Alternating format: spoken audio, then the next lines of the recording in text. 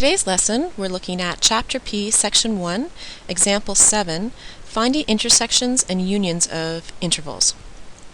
And for this question, we're looking at graphing each of the intervals and then finding either their union or their intersection. Now, some things to remember from past lessons. This symbol here, the right side up U, stands for union, and the upside down U stands for intersection. So in this first question, we have an upside down U, so we are looking at the intersection. And the second thing we have to look at is in the intervals, we have to remember that our round brackets means that the number is not included.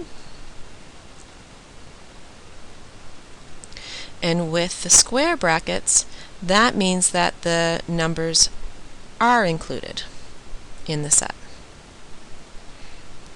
So round brackets not included, square brackets included. So let's go ahead and we'll graph these. Let's look at the first interval, which is 1 to 4, and we have round brackets.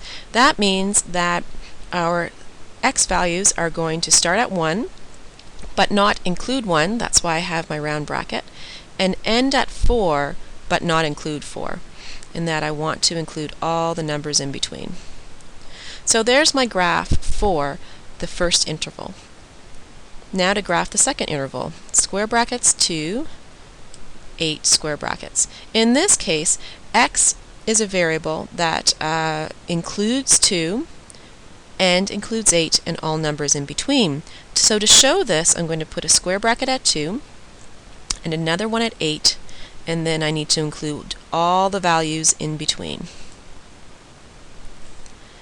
Now lastly, I want to show the intersection of these two graphs. Intersection.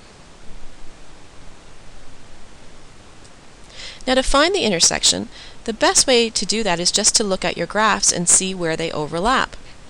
So you'll notice that my graphs overlap at 2, and they also overlap at 4.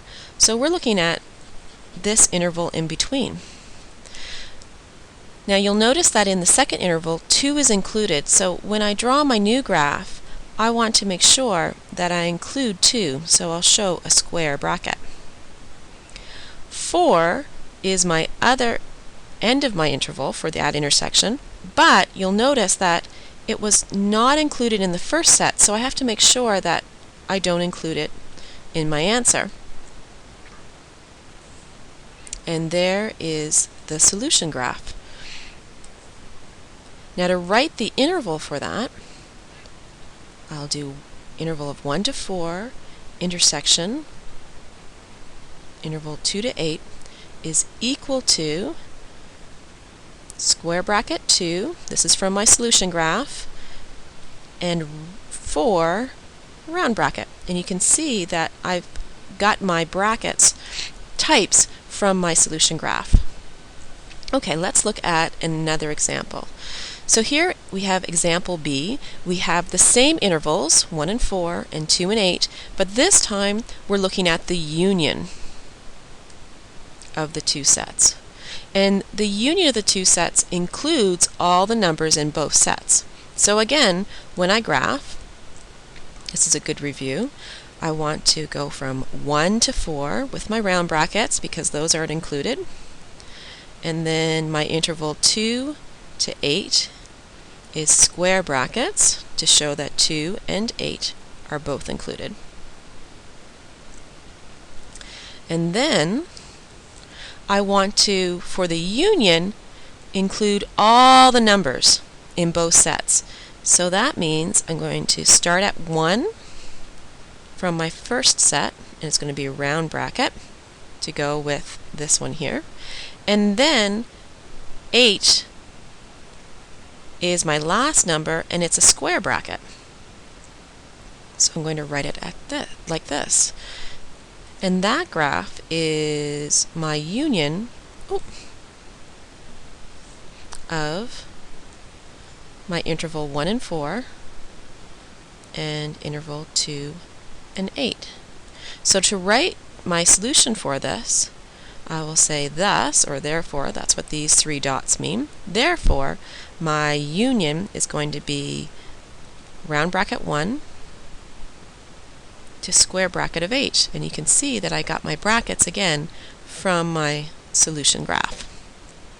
Okay, let's look at our checkpoint now. Checkpoint number 7, use graphs to find each set.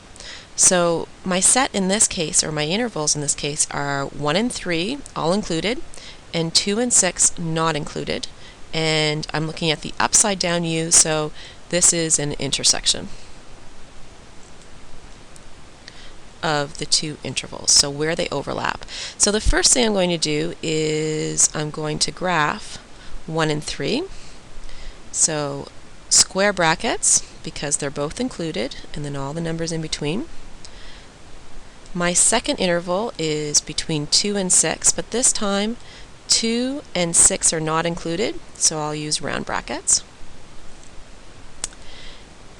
And now my graph for the intersection of my 2 intervals, I'm going to look at where they overlap, and you can see that they overlap at 2, and 2 has to be a round bracket because of the round bracket here, and 3 is my other point, and it's going to be a square bracket because of the square bracket here. So the solution to this is, therefore, my solution, or the intersection interval, is going to be round bracket 2, square bracket for 3. So 2 is not included in the intersection set, but 3 is included. And moving on to B, now we're looking at a union between those intervals. Whoops.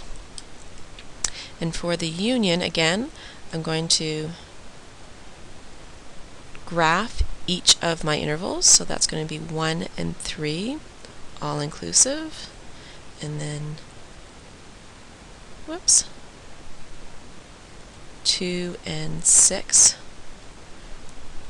not including. And then the union of both sets is where you find the interval that includes all the numbers.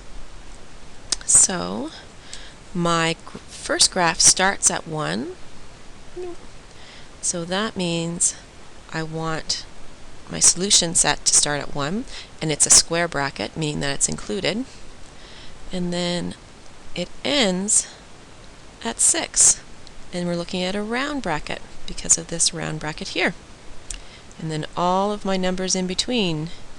Therefore, my solution set, or my solution interval for this one is, therefore, I'm going to have 1, 6, where 1 is included and 6 is not included. And that's it for example 7. Thank you for watching.